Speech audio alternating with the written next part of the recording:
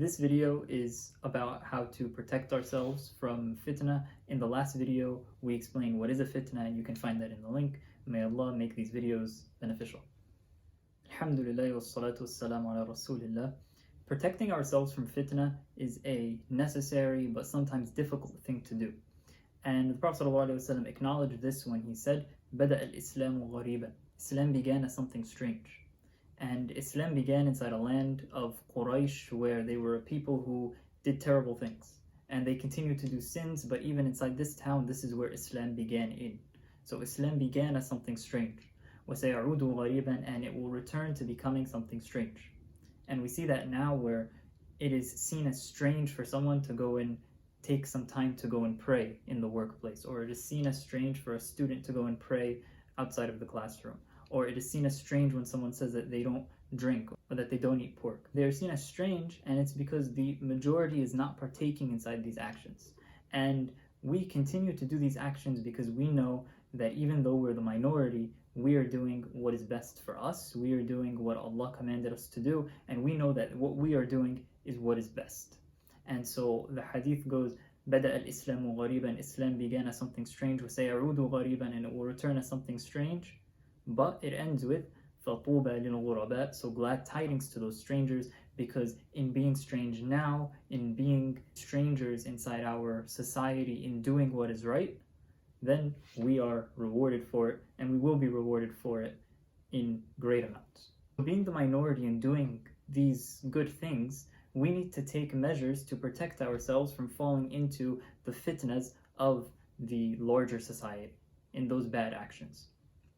And so, to protect ourselves, one way is the Prophet ﷺ told us to seek protection from 5 things. إِسْتَعِيذُ بِاللَّهِ مِنْ خَمْسٍ. Seek protection from 5 things. The refuge of Allah, seek it in 5 things. مِنْ عَذَابِ النَّارِ, from the punishment of the fire. وَمِنْ عَذَابِ الْقَبْرِ, and from the punishment of the grave. وَمِنْ فِتْنَةِ الْمَحْيَا وَالْمَمَاتِ, and from the fitnas of life and of death. And so this basically encompasses all of the fitan. This encompasses all of the fitnas that we could be dealing with on a regular basis. And the 5th one is وَمِنْ شَرِّ فِتْنَةِ الْمَسِيحِ الدَّجَّالِ, and from the evil fitna of the Dajjal. And even though 2 of those 5 things encompass all of the fitnas that we could be going through, there's still a 5th category that mentions an extra fitna. And even though that fitna is encompassed here, it is such a big fitna that it deserves its own spot on the list of things to seek protection from. And that is the fitna of the Dajjal. And we can go into that inside a separate video, but the Dajjal is someone who will come towards the end of times, who will claim that he is God, and many people will follow him, and only a few will not. But in reality, the Dajjal is not God, and the Dajjal is someone who is very evil in his actions and who misguides a lot of people. And so we seek protection from him. And the Dajjal is the greatest fitna. And one way that we find protection from the Dajjal is in reading Suratul Kahf. Because there is a hadith that says that if we are to memorize the first 10 ayat of Suratul Kahf, then we are protected from the Dajjal. And there's another hadith that says if we memorize the last 10 ayat of Suratul Kahf, then we're protected from the Dajjal. And so in memorizing either the first 10 or the last 10 ayat of Suratul Kahf, we can be protected from the fitna of the Dajjal, which is the worst fitna. And so doing some analysis here, when you see that some surah protects you from a great version of something, in this case, when you see that Suratul Kahf protects you from the greatest fitna, then you may also find inside that surah that it protects you from lesser fitan also. And you see that in Suratul Kahf, where it protects you from the largest fitna, the fitna of the Dajjal, but it also protects you from other fitan, in that it reminds you of these fitan throughout the surah. And it goes through many different fitan, of the fitna of persecution, of the fitna of wealth, of the fitna of knowledge, of the fitna of power, and it goes into these. And so in protecting ourselves from fitna, it is important for us to look at Suratul Kahf and how these stories throughout the surah, where it explains people who go through these fitnas, and it shows us how they got through it so that we can take from it and so that we can go through it. And so even reading Suratul Kahf on a weekly basis every Friday is something that one of the hadith says it lightens your week from one Friday to the next. This hadith alone is enough for us to read Suratul Kahf every week, But the surah also shows you every single fitna that you could be going through throughout that week, and it basically explains to you how to deal with it. And so that's what we will be doing for the next few videos, going through these stories in Suratul Kahf from a lens of looking at the fitna mentioned inside it and how to deal with that fitna in particular, and how these people in these stories dealt with those fitnas. And there are 4 stories. And the surah begins inside a great way. The surah begins with a phrase that not many surah begin with. And it begins with Alhamdulillah. Alhamdulillah means that the praise is for Allah. It begins with A'udhu billahi minash shaitanir rajim. Alhamdulillahi alladhi anzala ala abdihi al-kitaba wa lam yaj'al lahu 'iwaja. Alhamdulillah. Not many surah start this way, but this surah does. All the praise is for Allah. All of the thanks is for Allah. All of the gratitude is for Allah. Alhamdulillah. And why Alhamdulillah? Why is all of the praise for Allah? الذي أنزل على عبده الكتاب, the one who has descended the book upon his slave, على عبده الكتاب ولم يجعل له عوجا, and he has not caused for it to have any sort of crookedness, any sort of thing that would deviate from the truth. Everything inside the Quran is 100% truth. There is nothing in it that would deviate you from the larger goal of bettering yourself. There's nothing in it that will deviate from the proper path of goodness. Everything in it is completely straight.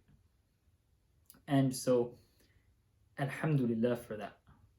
All of the praise is for Allah because He has given us a book that has no crookedness in it, that can straighten us out when we ourselves feel crooked. When we ourselves feel that we are going astray off onto the wrong path, we can correct ourselves with this book because of how straight it is, that its straightness can rub off on us.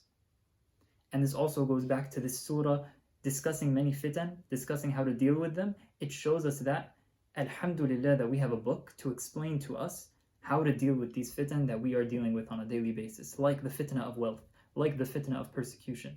These types of fitnas are things that we deal with regularly, and it's important for us to know how to protect ourselves from it. So that's how the surah begins. Alhamdulillah alladhi anzala ala abdihi al-kitaba wa lam yaj'al lahu 'iwaja قيما لينذر بأسا شديدا من لدنه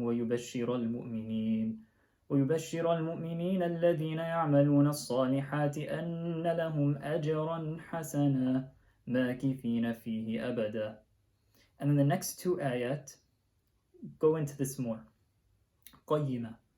The second ayah begins with, it is completely straight. The first ayah ends with, there is no crookedness in it, emphasizing how straight this book is, how perfect this book is, and how it is able to straighten us out when we feel crooked because of its straightness, because of its perfection. And so قَيِّمَ لِيُنذِرَ بَأْسًا شَدِيدًا مِنْ لَدُنْ, to warn of a severe punishment from him. وَيُبَشِّرَ الْمُؤْمِنِينَ الَّذِينَ يَعْمَلُونَ الصَّالِحَاتِ, and to also give glad tidings to those believers who continue to do good deeds.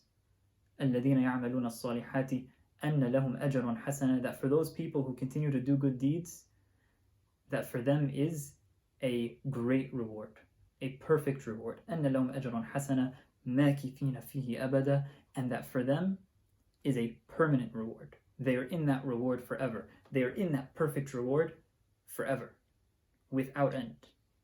And so for that small hardship, you get an eternity of pleasure and happiness. And so we will be going through each of these stories inside Suratul Kahf, each of these next stories that will be coming up inside the surah, and looking into how to deal with these fitnas that are mentioned inside this surah in the next few videos. And so may Allah make us from those who are protected from fitnas. May Allah protect us from the punishment of the fire, from the punishment of the grave, from the fitna of life and of death, and from the evil fitna of the dajjal. And may He allow us to benefit from the Quran.